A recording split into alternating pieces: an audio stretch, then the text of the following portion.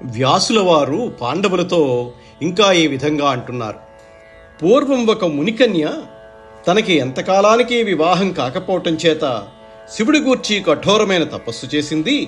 కొంతకాలానికి శివుడు ఆమెకు ప్రత్యక్షమై వరం కోరుకోమంటే ఆ కన్య తొట్టుపాటుతోనూ సంతోషంతోనూ మంచి భర్త కావాలి, మంచి భర్త కావాలి అని 5 సార్లు అడిగింది.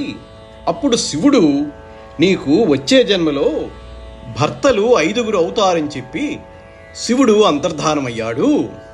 ఆ కన్యే ఇప్పుడు ద్రుపదుడి ఇంట్లో కృష్ణ అనే పేరుతో పెరుగుతోంది. ద్రుపదుడు ఈరోజే స్వయంవరాన్ని నిర్వహించబోతున్నాడు. కాబట్టి మీరు ద్రుపదుడి నగరానికి వెంటనే వెళ్ళండి అని వ్యాస మహర్షి చెప్పి వెళ్ళిపోయారు. పాండవులు బయలుదేరేటప్పటికీ అర్జునుడికి ఆమె ఇల్లాలు కాబోతున్నదని వాళ్ళు అనుకున్నారు. ఇప్పుడు వ్యాసవాక్కు ఆమె వైపు నుంచి 5గురికి ఇల్లాలు కాబోతున్నదని, బ్రాహ్మణుడికి యజ్ఞం జరగడం వరకే తెలుసు. అసలు యజ్ఞంలోంచి వచ్చిన పిల్ల వెనుక జన్మలో కథ కూడా దివ్యమైన దృష్టి కలిగిన నారాయణాంశ సంభూతుడైన వ్యాస భగవానుడికి తెలుసు. వ్యాసుడు చెప్పాడు కాబట్టి పాండవులు కుంతి అని చెప్పినట్టుగా ద్రుపదుడి నగరానికి బయలుదేరారు. పాండవులు కుంతీదేవి ఆ విధంగా వెళ్తూ ఉండగా ఒకరోజు అర్ధరాత్రి గంగా నదిలో సోమస్రవము అనే తీర్థంలో స్నానం చేయాలనుకున్నారు. అర్జునుడు వెలుతురు కోసం, రక్షణ కోసం ఒక కొరివిని చేతపట్టుకొని ముందు పోతూ ఉంటే అందరూ అతన్ని వెంబడిస్తున్నారు. అప్పుడు అంగారపర్ణుడు అనే గంధర్వుడు తన భార్యలతో కూడి అత్రివేళ జలక్రీడలు ఆడటానికి గంగానదికి వచ్చాడు. పాండవుల పాదధ్వని విని కోపించి ధనస్సు చేతపట్టి అల్లెత్రాటి శబ్దం చేసి వాళ్లతో, ఈ భూమి మీద అర్ధరాత్రి సమయంలో ఉదయ సాయం సంధ్యలలో భూతాలు, యక్షులు, రాక్షసులు, గంధర్వులు తిరుగుతూ ఉంటారు. కాబట్టి ఆ సమయాల్లో మానవులు తిరగడానికి భయపడతారు. మానవులకి ఈ సమయం నిషిద్ధం. నేను అంగారపర్వుణ్ణి అనే గంధర్వుణ్ణి, కుబేరుడికి మిత్రుణ్ణి. ఈ అడవి, గంగా తీరం అంతా నా స్వంతమని లోకంలో అందరికీ తెలుసు. కాబట్టి మీకు గాని ప్రాణాల మీద తీపి ఉంటే ఇక్కడి నుంచి వెళ్ళిపోండి అన్నాడు. సంధ్య అంటే రాత్రికి పగలికి మధ్యలో ఉన్న సంధికాలం. ప్రాతఃసంధ్య అంటే సూర్యోదయానికి ముందు 3 ఘడియల నుండి సూర్యోదయం వరకు ఉన్నటువంటి కాలం. సాయం సంధ్య అంటే సూర్యాస్తమయానికి ముందు 3 ఘడియల నుండి సూర్యాస్తమయం వరకు ఉన్న సమయం.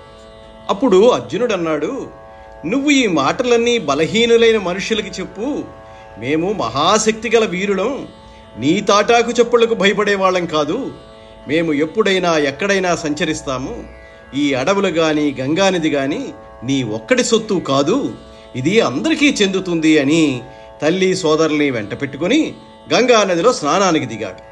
అప్పుడు అంగారపర్ణుడు అర్జునుడిపై బాణాలు ప్రయోగించాడు. అప్పుడు అర్జునుడు కోపంతో తన చేతిలో ఉన్న కొరివిని పక్కకి పడేసి బాణాలు తనకు తాకకుండా కాపాడుకుని, ఒరి వెర్రివాడా, ఈ మాత్రం బెదిరింపులు, మాయలు, అస్త్రవేత్తలను ఏం చేయగలవు?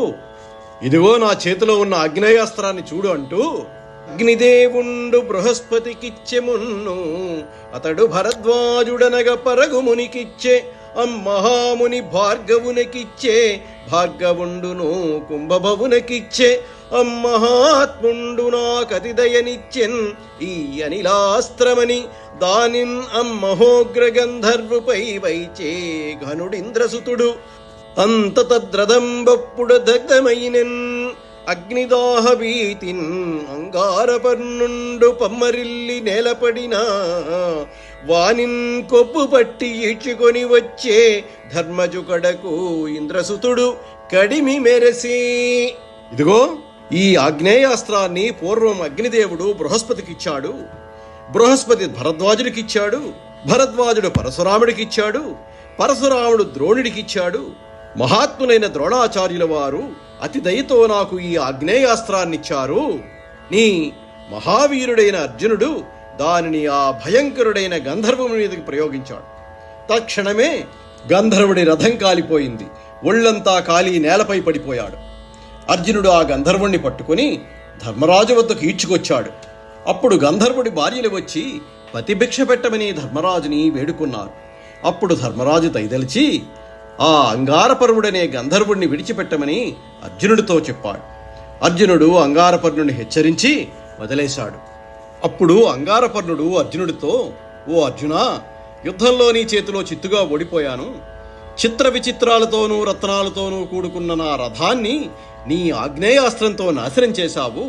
కాబట్టి ఇహ మీదట నేను అంగారపర్ణుడిగా కాకుండా నా పేరు చిత్రరథుడిగా మార్చుకుంటున్నాను. యుద్ధంలో నీ నేర్పు వేగం చూసి ఎంతో ముచ్చటపడ్డాను. నీతో స్నేహం చేయాలని కోరుకుంటున్నాను. నేను తపస్సు చేత సాధించిన చాక్షుషీ విద్యను నీకిస్తాను. దీనిని పూర్వం మనువు నుండి చంద్రుడు, చంద్రుడి నుండి గంధర్వరాజైన విశ్వావసుడు పొందారు. విశ్వావసుడి నుండి నేను పొందాను. 3 లోకాలు చూడగోరేవాడు తన కోరికకు తగినట్లుగా ఈ విద్యా ప్రభావం చేత సర్వం చూడగలడు. మేము ఈ విద్య వలననే కదా మానవుల కంటే శ్రేష్ఠులుగా దేవతల చేత ఆజ్ఞాపింపబడగా జీవిస్తున్నాము. ఈ విద్య దుర్మార్గులు కనిపిస్తే ఫలించదు. నీవు తపతికి సంబంధించిన వంశాన్ని వర్ధిల్ల చేసేవాడివి. నీకిది సఫలమవుతుంది. ఈ విద్యను నేను నీకిస్తాను, తీసుకో.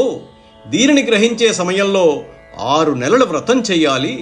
నీవు నాకు ఆగ్నేయాస్త్రాన్నివ్వు. నేను ఇంకా మీ 5గురికి మహావేగం బలము గల గంధర్వజాతి గుర్రాలను ఒక్కొక్కరికి 100 చొప్పున ఇస్తాను.